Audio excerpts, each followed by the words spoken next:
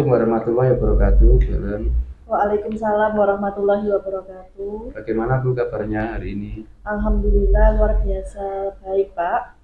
Alhamdulillah kabar Bu Ellen juga baik. Saya kabarnya juga sangat baik sekali. Alhamdulillah. Hari ini akan saya lakukan coaching dengan rekan sejawat. Begitu Bu, betul. Iya, Pak, betul seperti itu. Baik Bu, sebelum kita melakukan coaching, sebagai awal saya akan melakukan beberapa pertanyaan. Yang pertama, saya akan mendiskusikan tentang rubrik penilaian kita hari ini.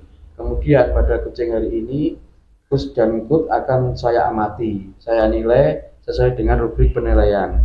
Kemudian apakah Ikut tersebut sesuai dengan alur cerita atau tidak, dan beberapa pertanyaan yang lain. Nah, sekarang pertanyaan yang akan saya tanyakan kepada Ibu adalah kompetensi apa yang Ibu kembangkan pada coaching kali ini? Kompetensi yang ingin saya kembangkan pada kucing pada hari ini adalah present atau mendengarkan dengan aktif dan mengajukan pertanyaan yang berbobot kepada kucing. Ya, untuk berikutnya yaitu selanjutnya pertanyaan kedua, kompetensi mana yang akan Ibu kembangkan secara spesifik pada observasi hari ini? Ya, yang ingin saya kembangkan secara spesifik adalah Koci bisa mendengarkan dengan aktif dan bisa menjelaskan setiap permasalahan yang sedang dihadapi. Terus berikutnya adalah indikator bagaimana yang Ibu inginkan pada saat proses coaching pada hari ini. Indikator yang ingin saya kembangkan adalah bagaimana Kuci bisa menemukan solusi terhadap permasalahan yang sedang dihadapi dan bisa menemukan atau bisa bertanggung jawab terhadap permasalahan yang dihadapi. Baik, demikian Bu kegiatan observasi kali ini. Silakan nanti Ibu memulai proses coachingnya. Oke, terima kasih Pak. Sama-sama Bu Ellen, terima kasih kembali. Assalamualaikum warahmatullahi wabarakatuh. Waalaikumsalam warahmatullahi wabarakatuh. Ya, selamat siang Bu Lutfi. Bagaimana kabar panjenengan pada hari ini? Alhamdulillah Bu Ellen, kabar saya hari ini baik, mengajar seperti biasanya. Tapi ada sedikit masalah Bu, saya ingin cerita lah pada panjenengan. Baik Bu Lutfi, saya akan mendengarkan segala permasalahan yang sedang panjenengan hadapi. Monggo panjenengan ceritakan gambaran permasalahan yang mungkin saat ini sedang ada di pikiran Bu Lutfi. Terima kasih Bu untuk kesempatan yang diberikan. Nah, permasalahan sebenarnya ada di kelas saya Bu, terutama di kelas 7A, kaitannya dengan proses belajar siswa. Untuk kelas 7A itu waktunya matematika itu anak-anak kurang aktif Bu. Jadi seperti anak-anak itu malas-malasan. Akhirnya dari segala proses yang siswa kurang semangat belajar, menyebabkan hasil belajar siswa 7A di pelajaran matematika itu menurun. Nah, ini gimana ya Bu? Kira-kira mungkin ada saran dari panjenengan yang bisa memperbaiki pembelajaran saya di kelas 7A. Jadi saya bisa menarik kesimpulan adalah titik masalah yang sedang Ibu Lutfi hadapi adalah siswa kelas 7A yang kurang aktif dalam melaksanakan pembelajaran dan kurang semangat dalam melanjutkan pembelajaran ya. Terus yang pertama yang ingin saya tanyakan adalah menurut Bu Lutfi, apa yang menjadi penyebab siswa kelas 7A menjadi kurang aktif saat pembelajaran di kelas? Iya Bu, untuk penyebab utama yang menjadikan siswa kelas 7A kurang aktif itu menurut saya siswa kesulitan dalam belajar Bu, terutama ketika matematika itu anak-anak itu menganggap matematika sebagai momok Bu. Selain itu dari proses mengerjakan soal, siswa pun juga melambat-lambatkan, dalam artian itu soalnya ada 5, ada 10, tapi waktu matematika kan tidak lama di kelas. Yang seharusnya selesai pada hari itu, anak-anak akhirnya molor dibuat PR. Nah, seperti itu kan hasilnya pembelajaran menjadi molor, kemudian siswanya juga terlalu malas, kompetensi yang seharusnya kita selesai di 3 pertemuan harus menjadi 4-5 pertemuan. Seperti itu masalahnya. Jadi itu siswa SMP yang belajarannya kurang aktif itu dikarenakan siswa yang bermalas-malasan dan menyebabkan pembelajaran tidak aktif di kelas. Lalu apakah Bu Lutfi menyadari bahwa kebiasaan itu menyebabkan siswa kelas 7A kurang aktif dalam pembelajaran? Iya Bu, untuk seperti itu nanti tuh dampaknya siswa ketika dia kurang aktif, kurang semangat dalam belajar, dari proses itu akhirnya hasil belajarnya yang menjadi menurun. Dari awal dia sudah menganggap matematika itu sulit, menganggap matematika momok bagi dia, akhirnya dampaknya hasil belajar siswa menjadi menurun. Seperti itu. Oke. Beberapa yang sudah saya dengarkan bahwa Bu Lutfi juga sudah menceritakan dampak yang terjadi bahwa kelas 7A adalah siswa yang kurang aktif yang mengakibatkan nilai-nilai belajarnya cenderung rendah. Oke. Lalu motivasi apa yang sudah Ibu Lutfi lakukan agar pembelajaran lebih aktif lagi di kelas 7A ini? Nah, motivasi saya untuk mengembangkan atau untuk memperbaiki masalah ini itu supaya menghilangkan image matematika momok bagi siswa itu. Itu adalah motivasi dasar saya untuk menghilangkan image momok matematika sulit kepada siswa yang pertama. Kemudian yang kedua yaitu untuk meningkatkan motivasi kembali lagi ketika anak-anak sudah aktif dalam belajar, otomatis nanti hasil belajar meningkat. Saya tidak menutup kemungkinan, saya juga menginginkan anak-anak punya hasil belajar yang lebih baik. Ya, itu dari motivasi saya ada 3. Yang pertama menghilangkan momok tadi, yang kedua meningkatkan motivasi belajar, dan yang ketiga otomatis hasil belajarnya meningkat.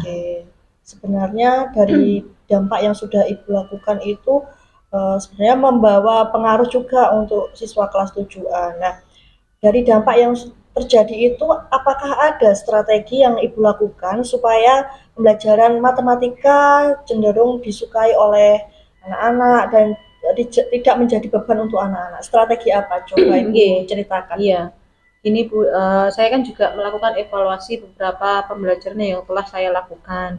Refleksi juga sudah. Nah, dari situ saya juga melihat ternyata anak-anak kurang semangat belajar itu saya kok tidak menerapkan pembelajaran yang menarik.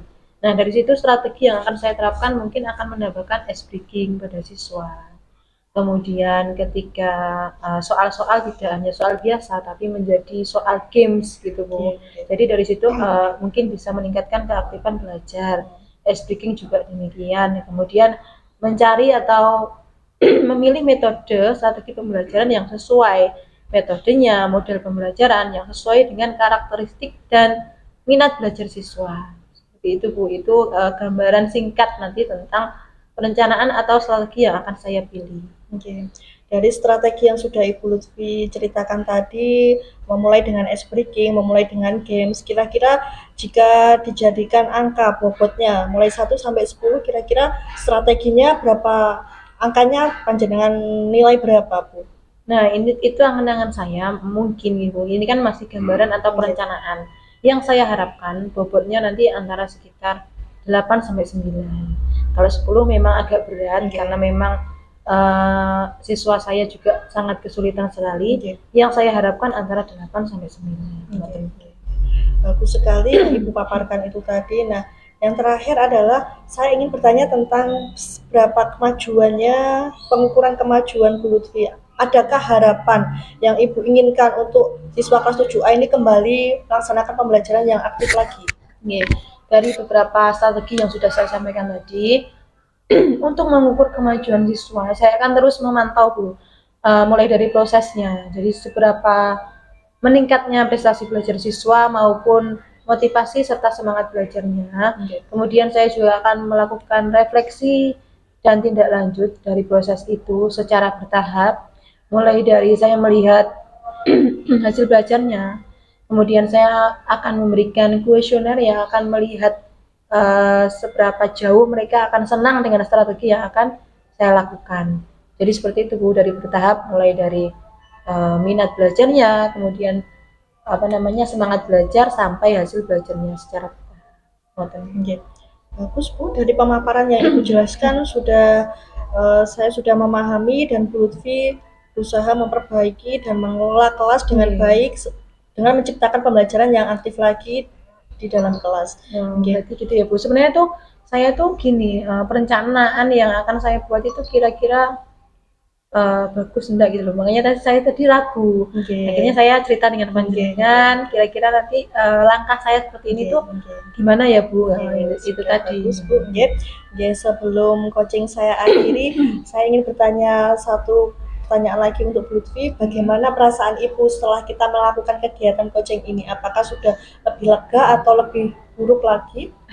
Tidak, bukan lebih buruk ya, alhamdulillahnya saya lebih lega karena yang awalnya tadi saya tuh punya masalah, tapi dengan langkah yang saya ambil ini kira-kira sudah bagus atau belum, atau mungkin ada tambahan atau saran tadi. Nah, tadi Bu Ellen juga sudah memberikan masukan untuk meyakinkan saya untuk keputusan ini itu sebenarnya sudah bagus, tinggal saya yakin melakukan ini atau tidak.